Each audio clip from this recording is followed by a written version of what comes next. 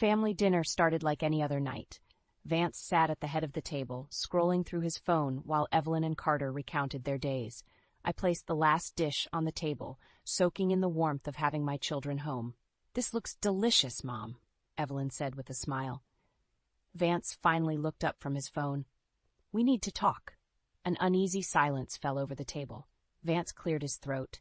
"I'm leaving your mother, for Fleur." The words hung in the air like a thick fog. Evelyn's fork clattered against her plate. Carter's eyes widened, his mouth agape. "What are you saying?" I whispered, gripping the edge of the table. "I'm in love with Fleur," Vance stated plainly. "We're moving in together." Rage bubbled up inside me. "How could you do this to our family?" Vance shrugged. "It just happened. I'm sorry, but I can't keep living a lie." Evelyn shot up from her chair. "You arrogant bastard, after everything Mom has done for you?" "Evelyn, please." I reached for her hand, but she yanked it away. Carter stayed silent, his eyes darting between us. "I want a divorce," Vance declared. "We'll divide up the assets fairly." I wanted to scream, to hurl the plates across the room, but I simply nodded, numb with shock and humiliation. Vance stood abruptly. "I'll be staying at a hotel tonight." He turned and walked out, leaving our family shattered in his wake. After Vance left, an eerie silence consumed the house. Evelyn paced back and forth, her fists clenched. Carter stared blankly at his plate, pushing food around with his fork. "I can't believe this is happening," I finally said, my voice cracking. Evelyn whirled towards me. "How could you not see this coming, Mom? Dad's been different for months." I flinched at her words. Deep down I knew she was right. The late nights at the office, the emotional distance, I had ignored all the signs. "I'm so sorry," I whispered, burying my face in my hands. I was in denial. Carter placed a comforting hand on my shoulder. "This isn't your fault, Mom. Dad's the one who threw it all away." We sat in silence for several long minutes, the weight of Vance's betrayal hanging over us. Finally, I stood up. "I need some air," I said, grabbing my jacket. The cool evening breeze provided little solace as I wandered aimlessly through the park. Couples strolled by, hand in hand, with their love a cruel reminder of what I had lost. "Marianne, is that you?" I turned to see Jessica Wilkins, an old friend from my book club days. "Oh, Jess!" "Hi," I said, attempting a smile. "Are you all right?" She studied my face with concern. "You look devastated." I opened my mouth, but no words came out. Tears streamed down my cheeks as the hurt and humiliation washed over me anew. Jess pulled me into a gentle hug. "Tell me what's wrong." Through broken sobs, I recounted Vance's heartless revelation over dinner, how he had been having an affair, how he was leaving me for his young coworker. Jess's eyes widened in disbelief. "That rat! I knew something was off when I saw him and that little tramp all over each other at the gardener's barbecue last month." My heart stopped. "What did you say?" "Vance and some girl half his age. They were all over each other, kissing and groping like lovesick teenagers." Jess shook her head in disgust. I couldn't believe my eyes. White-hot anger surged through me, replacing the sadness. Vance's lies and deception played on a sickening loop in my mind. "He's going to pay for this," I said through gritted teeth. "I'll make sure he loses everything." Jess squeezed my arm reassuringly. "You're damn right he will. We'll take that bastard down together." For the first time since Vance's revelation, I felt a glimmer of hope. My humiliation would be his downfall. The next morning, I sat across from Amanda Green, the most cutthroat divorce attorney in town. Her office was sleek and modern, with floor-to-ceiling windows overlooking the city skyline. "So, Mrs. Lawrence," she began, "walk me through the details." I took a deep breath, recounting Vance's cold declaration over dinner. Amanda's expression hardened as I described his affair with Fleur, the younger woman from his office. "That snake," she muttered, jotting notes. "We'll make sure he doesn't slither away with a dime more than he deserves." Relief washed over me. For the first time, I felt like I wasn't alone in this battle. "What's our next move?" I asked, leaning forward. Amanda smirked. "First, we need evidence, proof of his infidelity, any financial paper trails, everything we can use to crush him in court." I thought back to Jess's revelation about witnessing Vance and Fleur's shameless public display. I might have a lead on that. Amanda's eyes lit up. "Excellent. Get me anything and everything you can find." As I left her office, a newfound determination coursed through me. Vance wanted to play dirty? Two could play that game. Over the next few weeks, I followed his every move like a private investigator. I documented his late nights at the office and compiled witness statements from our friends who had seen him and Fleur together. One fateful evening, I caught him leaving a shady motel with Fleur in tow. I snapped photos as they kissed passionately, unaware of my presence. Sickening, but exactly the ammunition I needed. With each piece of damning evidence, my anger grew, at Vance's deception, at the years of lies. But more than anything, I fixated on the diamond tennis bracelet he had gifted Fleur, no doubt purchased with our family's money. When I finally presented everything to Amanda, her cold eyes gleamed with satisfaction. "This is perfect," she purred, flipping through the photos and documents. "We have him dead to rights." I clenched my fists, fueled by a burning sense of justice. "I want to destroy him, Amanda, utterly and completely." She leaned back in her chair with a wicked grin. "Don't worry, Mrs. Lawrence. By the time we're through, Vance won't know what hit him." Over the next few weeks, I became obsessed with gathering evidence against Vance. Every waking moment was consumed by thoughts of catching him in the act, of compiling an undeniable case against his misdeeds. One evening, as I tailed him to yet another seedy motel rendezvous with Fleur, I noticed another car in the parking lot. A sleek black sedan. Curiosity got the better of me, and I waited to see who would emerge. To my surprise, a woman around my age stepped out, her face contorted with rage as she slammed the car door shut. I watched her storm into the motel's lobby, fists clenched at her sides. Without thinking, I got out of my car and followed her inside. She was pacing back and forth, muttering curses under her breath. "Are you okay?" I ventured, approaching cautiously. She whirled around, eyes blazing.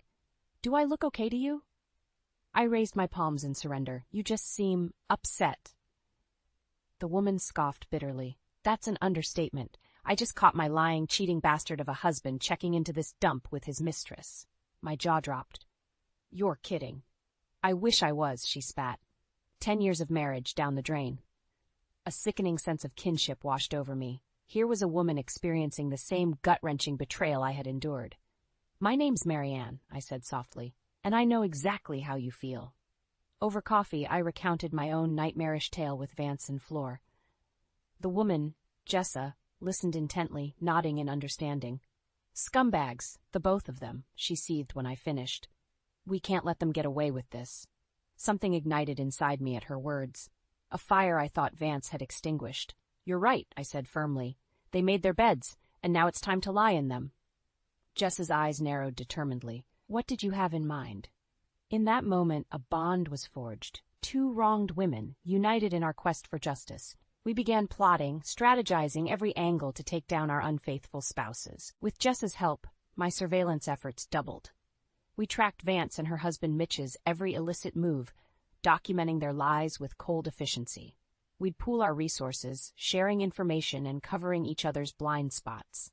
One fateful evening, we uncovered the smoking gun, proof that Vance had been diverting money from our joint accounts to fund his lavish lifestyle with Fleur.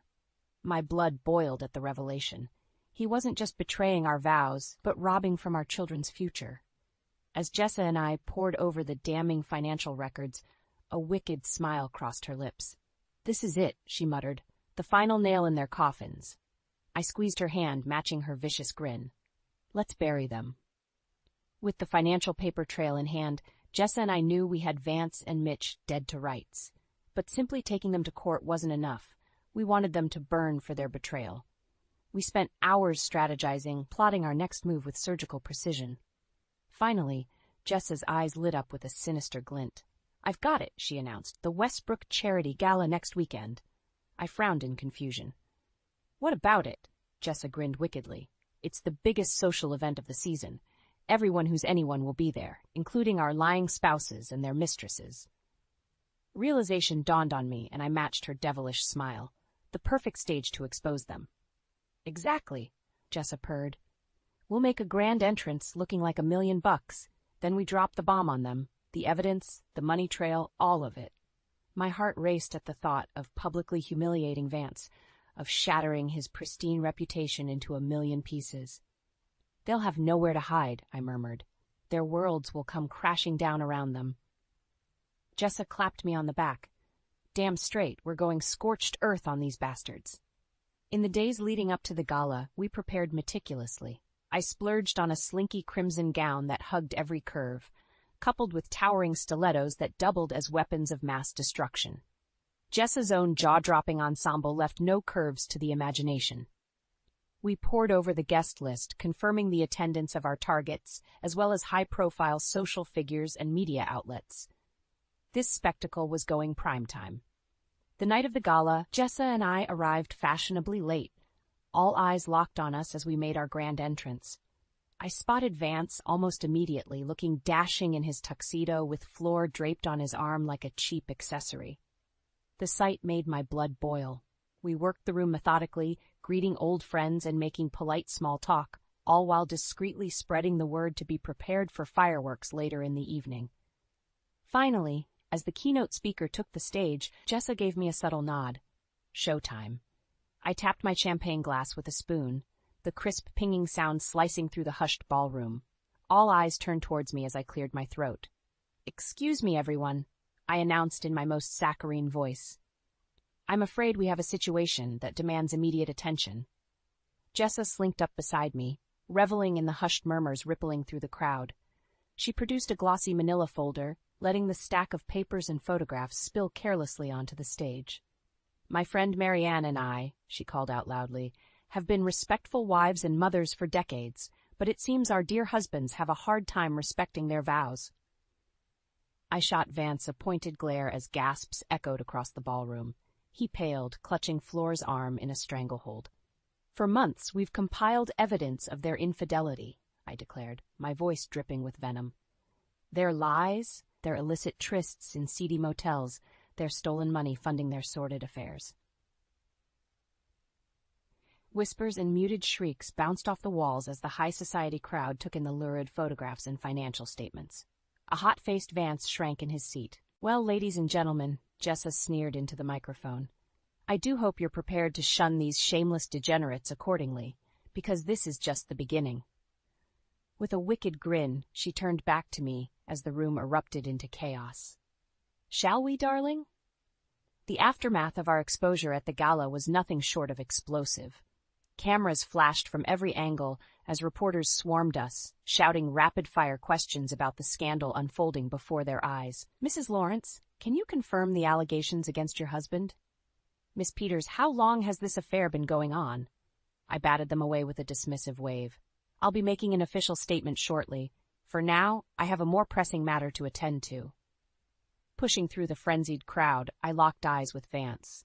His face was twisted with panic and rage as he attempted to shield Floor from the onslaught. "You," he sputtered, struggling to find words. "How could you do this to me? To us?" A harsh laugh escaped my lips. "Are you serious right now, after everything you've put me through?" Floor clung to his arm, pale and trembling. For once, the smug little tramp looked appropriately rattled. "I never wanted to hurt you," Vance pleaded, his voice cracking. "But Floor, we're in love." My jaw clenched at his pathetic excuse. "Save it. I have proof you've been funneling our money to this side piece for months." I gestured towards the stacks of documents still scattered across the stage. "Not just cheating on me, but stealing from our own children's future." Vance's eyes widened in panic as the weight of the evidence became clear.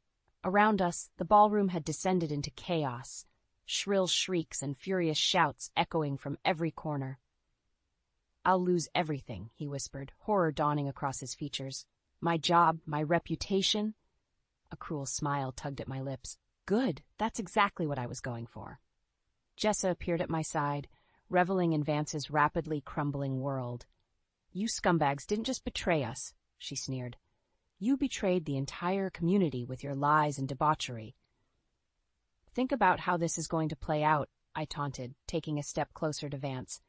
"Society wives whispering about the married men who couldn't keep it in their pants, corporate sponsors dropping you like a bad habit once the press gets hold of those money trails." Panic flickered across Floor's face as the realization set in, her future as a disgraced, ostracized mistress. Vance simply gaped at me, stunned into silence by the devastation I had wrought. Turning on my heel, I looped my arm through Jessa's as we strode away from the chaos, our heads held high. "I'm not done with him yet," I murmured under my breath.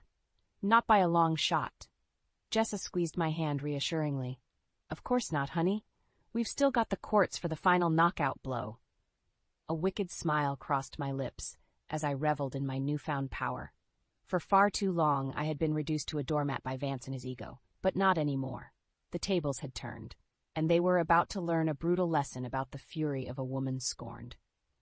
The weeks following the gala were a media frenzy. Our explosive exposure of Vance and Mitch's affairs dominated the headlines and social media chatter. I watched with sick satisfaction as their reputations crumbled beneath the weight of public outcry. Corporate sponsors dropped Vance's firm like a ton of bricks, disgusted by his embezzlement and debauchery. Fleur found herself blacklisted by every social circle, her scarlet letter branding her as a homewrecker. Even Mitch's once thriving business took a nosedive as clients jumped ship. As for me, I reveled in my new status as a wronged woman reclaiming her power, an inspiration to scorned wives everywhere, according to the glossy magazine profiles. My daring takedown sparked a movement of empowered women refusing to be doormats any longer. Of course, none of it would matter if I didn't secure the ultimate victory in court. The day of the divorce proceedings, I strode into the courthouse like a conquering warrior, Jessa and my children at my side. Vance slouched in his seat, his expensive suit doing little to conceal the dark circles beneath his eyes. Looking a little worse for wear there, honey, I taunted with a sickly sweet smile. He shot me a venomous glare but remained silent. Fleur wasn't even present, another small victory. As the proceedings commenced, Amanda wasted no time in ruthlessly dismantling Vance's case brick by brick. The evidence of his infidelity and embezzlement mounted with each exhibit, each witness called to the stand. I watched him squirm, sweat beading on his brow as his world crumbled entirely. Every dirty secret, every sordid lie laid bare before the court, and broadcast for the world to see through the ravenous media present. When it finally came time for him to take the stand, Vance was a mere shell of the arrogant blowhard I had once loved. His gaze flitted around the courtroom desperately before settling on me with a pleading look. "Marianne," he began, voice cracking, "I'm so sorry for everything. I never meant to hurt you or the kids like this. I was selfish and stupid, and I'll regret this for the rest of my life." I stared back impassively, unmoved by his pathetic attempt at an apology. "Your Honor," Amanda spoke up coolly, "I believe we've established a clear pattern of deceit, embezzlement, and wanton disregard for his marital vows on behalf of Mr. Lawrence." The judge, a stern-faced, no-nonsense woman, nodded curtly. "Indeed, this court has more than enough evidence to grant Mrs. Lawrence's demands for an extremely favorable settlement." A soft gasp escaped Vance's lips as the reality crashed over him. Years of his affair, his underhanded money moves, all for nothing in the face of my righteous vengeance. Evelyn and Carter squeezed my hands tightly, beaming with pride. Jessa offered me a subtle wink and a nod of respect. As the judge's gavel slammed down, I felt an immense weight lifted from my shoulders. The shackles of Vance's betrayal, the years of playing the fool, all of it evaporated in that moment. I was free. And he had lost everything. The crisp autumn air held a sense of renewal as I stepped through the doorway of my new home, a cozy two-story bungalow in a quieter neighborhood, leaving behind the cavernous empty house that once represented my marriage's emptiness. As I trailed my fingers along the warm wooden banister, I felt a weight finally lifting from my shoulders. The past year's turmoil had taken its toll, but I refused to let Vance's betrayal define me any longer. "This is a fresh start, Mom," Evelyn said softly, placing a reassuring hand on my arm. "A chance to live life on your own terms again." I smiled at my daughter, struck by her steadfast support through the entire ordeal.